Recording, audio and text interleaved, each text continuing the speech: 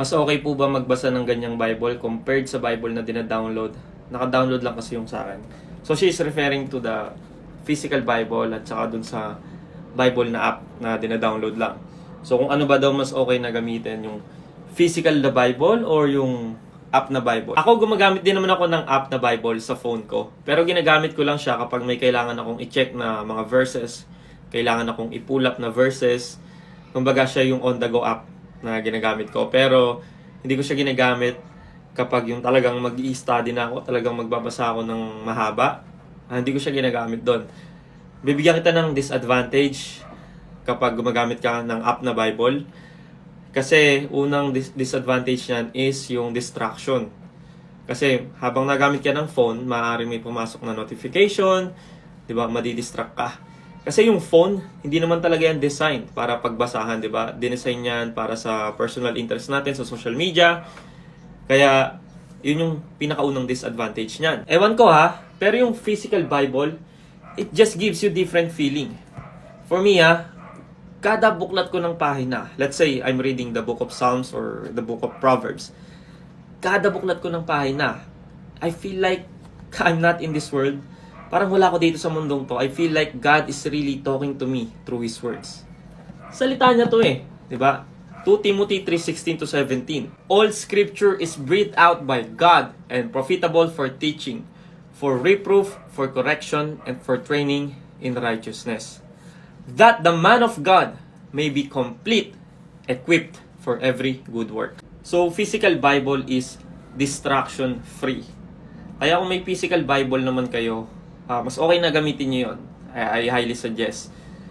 Kasi, sabi rin ng mga researchers, kapag gumagamit ka ng physical book instead na phone sa pagbabasa ng kung anumang libro, mas better yung attention at yung memory mo.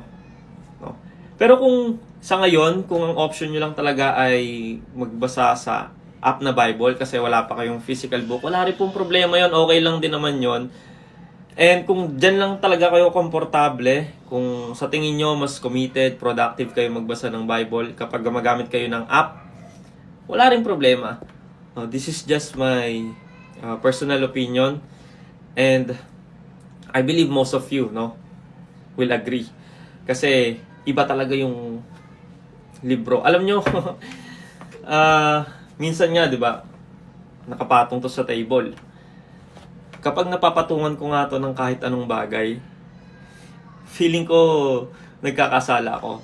Pero ano lang naman, kumbaga, I really respect the Word of God.